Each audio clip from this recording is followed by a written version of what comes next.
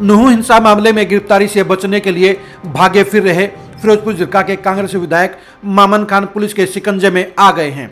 Haryana police ने देर रात को मामन खान को राजस्थान से गिरफ्तार कर लिया है। मामन खान को आज नूह कोर्ट में पेश किया जा रहा है। नूह कोर्ट के आसपास चप्पे चप्पे पर पुलिस को तैनात कर दिया गया है। मामन खान की गिरफ्तारी नूह हिंसा मामले में एक बड़ा कदम है। मामन खान लगातार पुलिस के रडार पर चल रहे थे। विधानसभा के अंदर गृह मंत्री अनिल विज ने भी साफ तौर पर ऐलान कर दिया था कि नूह हिंसा मामले में कांग्रेस के विधायक मामन खान के खिलाफ बड़े सबूत मिले हैं और जांच पड़ताल के बाद उन्हें गिरफ्तार भी किया जा सकता है। मामन खान को अपनी गिरफ्तारी का अंदेशा था, इसलिए वो एक तरफ जहां अग्रिम जमानत के लिए पंजाब एंड हरियाणा कोर्ट में एप्लीकेशन लगा चुके हैं, तो दूसरी तरफ वो अपने ठिकाने लगातार बदल रहे थे। मामन खान हरियाणा छोड़कर राजस्थान में जा छुपे थे, लेकिन मामन खान को इस बात का अंदेशा नहीं था कि हरियाणा पुलिस लगातार उनका पीछा कर रही है और उनकी लोकेशन के हिसाब से उनकी गिरफ्तारी के लिए लगातार एक्टिव मोड में है। मामन खान पर गंभीर आरोप हैं कि उन्होंने नूह हिंसा में लोगों को भड़काने का काम किया। इसके अलावा वो नूह हिंसा में शामिल लोगों के संपर्क में भी थे। नूह हिंसा में शामिल मोहम्मद तौफीक को खास तौर पर मामन खान का समर्थक माना जाता है।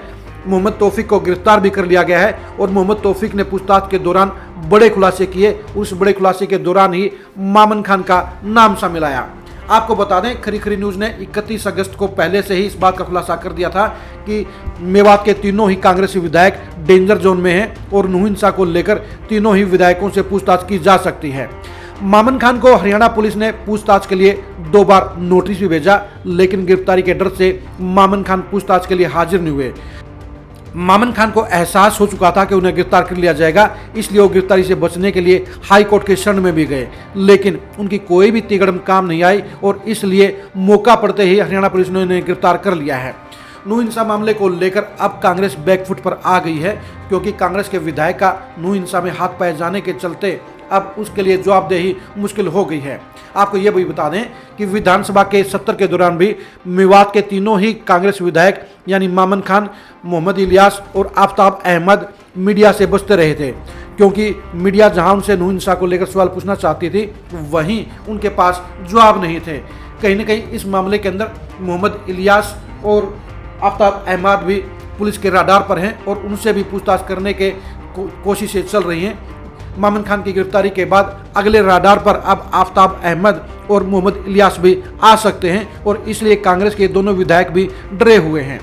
नूह हिंसा को लेकर जहां पुलिस एक्टिव मोड में है, वहीं हरियाणा के गृह मंत्री अनिल विज ने भी ये ऐलान कर दिया था कि इस मामले में किसी भी दोषी को न तो बख्शा जाएगा न माफ़ किया जाएगा। इस मामले में जहां मोनू मानेसर और बजरंगी को गिरफ्तार कर लिया गया है, वहीं मामन खान की गिरफ्तारी भी बहुत बड़ा कदम है। हरियाणा पुलिस के ऊपर लापरवाही के आरोप लगते रहे हैं, लेकिन हरियाणा पुलिस ने मामन खान को गिरफ्तार करके ये बता दिया है कि नूह हिंसा के मामले में वो ना तो कोई ढिलाई बरत रही है और न ही बड़े मगरमच्छों को छोड़ा जा रहा है। नूह हिंसा का मामला हरियाणा के पिछले 50 साल के दौरान सबसे बड़ा एक दंगा था, एक फसाद था। इसको लेकर हरियाणा की मनोहर लाल खट्टर की जमकर किरकिरी भी हुई थी।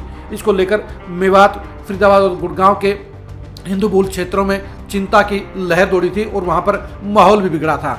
इस सारे मामले को अब सेट करने के लिए, फाइनल देने के लिए और इस मामले के आरोपियों को तह में जाने के लिए हरियाणा पुलिस ने लगातार जांच को आगे बढ़ाया था और जांच की गहराई में जाने के बाद ये पता चला कि इस मामले में फिरोजपुर जिरका के कांग्रेस विधायक मामन खान की भी बड़ी भूमिका है।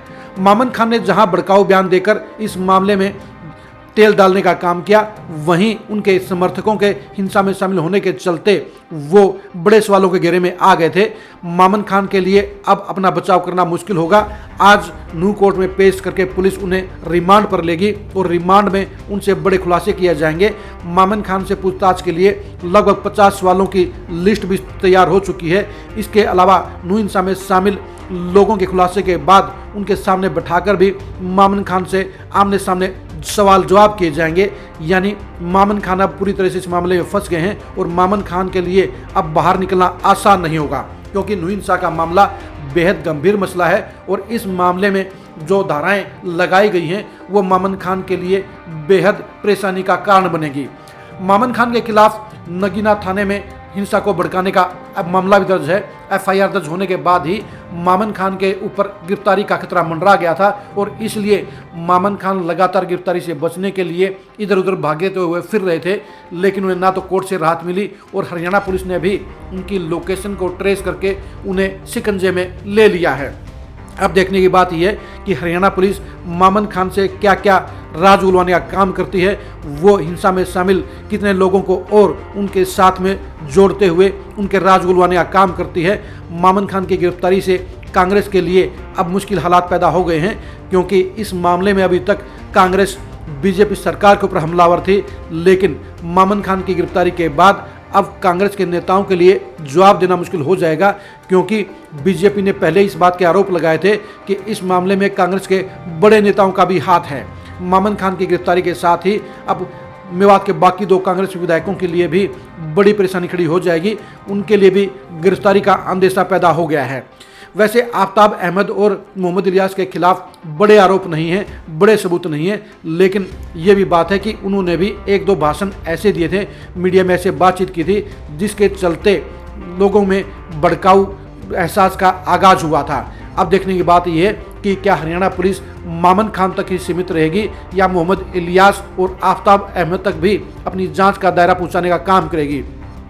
वैसे हरियाणा पुलिस के सूत्रों ने बताया है कि इस मामले में आफ्ताब अहमद और मोहम्मद इलियास से भी पूछताछ की जा सकती है, क्योंकि फसाद के दौरान इन दोनों विधायकों के भी बयान सामने आए थे और इन बयानों के अंदर कहीं न कहीं मामले को शांत करने के बजाय भड़काने की कोशिश की गई थी। इसलिए इन दोनों विधायकों से भी हरियाणा पुलिस पूछताछ कर सकती है।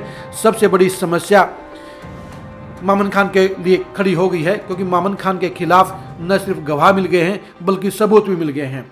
उनके सोशल मीडिया के भाषणों के कारण ही नूह में बड़ा बवाल हुआ था और उनके समर्थक मोहम्मद तौफीक के शिकंजे में आने के बाद तो मामन खान के लिए बचना नामुमकिन हो गया है। अब मामन खान लंबे टाइम के लिए पुलिस के लिए पूछताछ के आधार पर रहेंगे। अब हरियाणा पुलिस उनसे गहराई से पूछताछ करेगी और नूह हिंसा मामले में उनकी भागीदारी को लेकर तमाम सवाल पूछने का काम करेगी। अब मामन खान के लिए न तो पुलिस से बचना मुमकिन है और न ही वो सवालों के जवाबों से टल सकते हैं। अब उन्हें पुलिस के हर सवाल का जवाब देना पड़ेगा। उन्हें अपने समर्थक मोहम्मद तौफीक के स्वीकारतों के उन्हें खुलासे को लेकर भी अपनी सफाई पेश करनी पड़ेगी। यानी मामन खान अब पुलिस के शिकंजे में आ गए हैं और नूह हिंसा को लेकर अब सारा का सारा ठिकरा कांग्रेस और उसके विधायक पर फूट गया है। अब देखने की बात यह कि हरियाणा पुलिस मामन खान से किस तरह से पूछताछ करती है, उनसे कितने राज उगलवाती है और हिंसा में उनकी हिस्सेदारी का, उनकी संलिप्तता का क्या खुलासा करने का काम करती है। मामन खान की गिरफ्तारी को जानने के लिए, मामन खान से पुलिस की पूछताछ की बातों को जानने के लिए और नूह हिंसा में मामन खान की असली हिस्सेदारी और भूमिका को जानने के लिए आप लगातार खरीद न्यूज़ के साथ बने रहिए। आप हमारे फेसबुक पेज को लाइक कीजिए, आप हमारे यूट्यूब चैनल को सब्सक्राइब कीजिए। नमस्कार।